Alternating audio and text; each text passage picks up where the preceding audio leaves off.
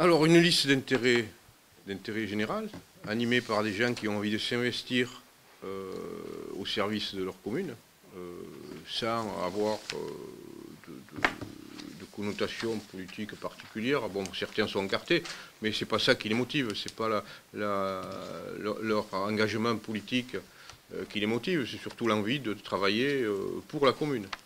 Effectivement, et ça, en se détachant un petit peu des combats habituels gauche-droite que nous voulons éviter. Nous avons des propositions et puis nous nous soucions peu de savoir ce que proposent nos concurrents. Bon, on peut en parler un petit peu, mais ce n'est pas notre but premier.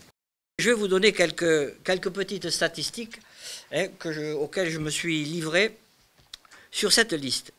Alors donc je vous ai dit 33 personnes, femmes et hommes, puisqu'il faut toujours parler femmes et hommes maintenant. 17 hommes, 16 femmes.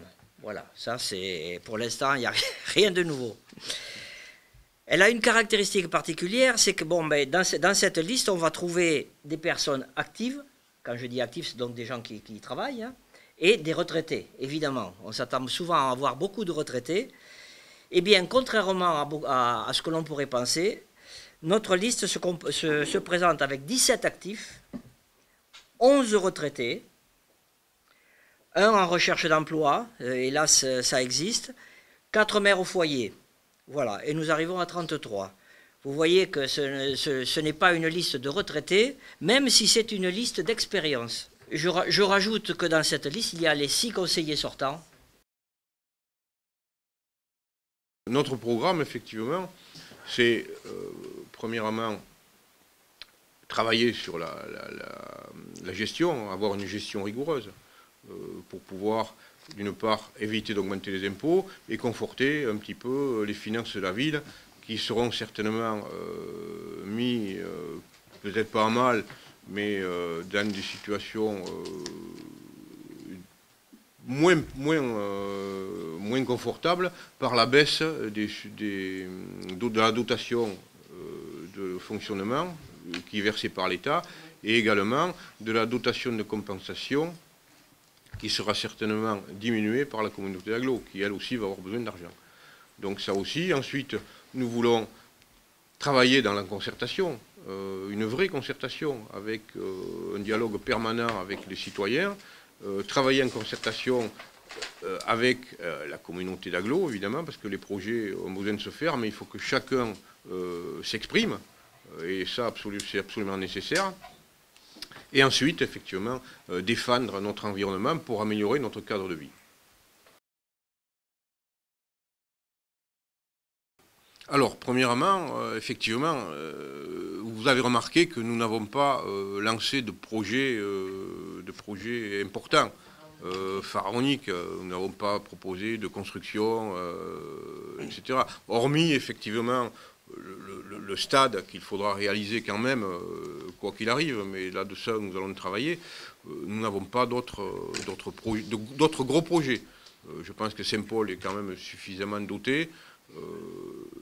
Il faudra travailler à partir de l'existant, améliorer l'existant, et ensuite, effectivement, voir ce qui manque pour le réaliser. Mais il n'y a pas de gros projets. Tous les gros projets seront réalisés au sein de la communauté. D'ailleurs, c'est le but de la communauté d'agglo, de prendre en charge pour mutualiser les moyens et les infrastructures, de réaliser tous ces projets.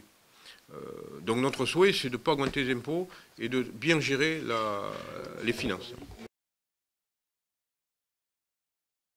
Nous n'augmenterons pas les impôts si nous n'y sommes pas obligés, contraints. Effectivement, si jamais on ne peut pas lire dans l'avenir, on ne sait pas de combien va diminuer la dotation de l'État. Et effectivement, si cette dotation de l'État met à mal les recettes de la ville, il faudra bien payer les salaires, on ne peut pas licencier du personnel, comme font les entreprises privées, quand elles ont des difficultés financières. Donc à ce moment-là, effectivement, il faudra augmenter les taux. Mais ce que je veux dire, c'est que nous ne le ferons pas, comme ça a été fait par la municipalité précédente, sans raison et sans y être contraint. Je vous rappelle qu'en 2010, 2011, 2012, nous avons eu des augmentations des taux qui a généré effectivement des augmentations d'impôts d'environ 6% par rapport à l'inflation en plus. Sur les mandats, c'est-à-dire les 6 années écoulées, l'inflation a été, je crois, de 12%, l'inflation cumulée, alors que l'augmentation des impôts a été de 18%. Et tout cela, pourquoi on n'a pas vu de projet, de raison particulière à cette hausse d'impôts? Donc voilà notre réponse. Alors effectivement, je ne peux pas vous dire aujourd'hui que nous ne serons pas contraints à augmenter les impôts. On ne sait pas s'il y a une catastrophe, quelque chose qui se passe à Saint-Paul où on a besoin d'avoir de l'argent. On ne sait pas. Mais nous n'augmenterons les impôts que si nous sommes vraiment contraints. On n'augmenterons pas les impôts, comme le disait l'adjoint aux finances, qui trouvait normal qu'on augmente les taux de la même vitesse que l'inflation. Écoutez, les bases augmentent déjà de façon automatique du même pourcentage que l'inflation. Donc chaque fois que vous touchez au taux, vous ajoutez à la pression fiscale.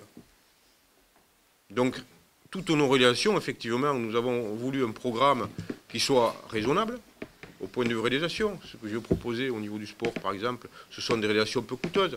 Un mur d'escalade, ça ne coûte pas une fortune. Il suffit de trouver un mur à rajouter des prises. C'est pas onéreux.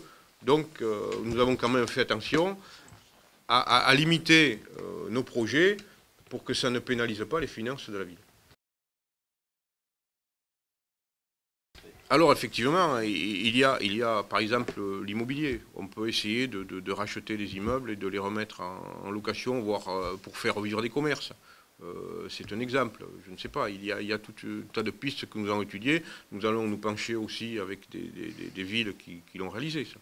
Mais il faut absolument, et vous avez tout à fait raison de le souligner, conforter ces ressources autres que les ressources fiscales. Les recettes de la ville proviennent de 3 sources en général. La première, c'est les recettes fiscales. Saint-Paul, je crois, c'est 72%. 60% des recettes de la ville proviennent de la fiscalité directe locale, c'est-à-dire la taxe d'habitation, la taxe sur le foncier bâti et la taxe sur le foncier non bâti. Et le reversement de la communauté d'agglo qui reverse la part de la CFE. Ça, ce sont les ressources de fiscalité directe. Nous avons aussi la fiscalité indirecte, c'est-à-dire les produits des jeux sur le casino, par exemple, enfin, quelques recettes comme ça, la taxe sur la publicité extérieure.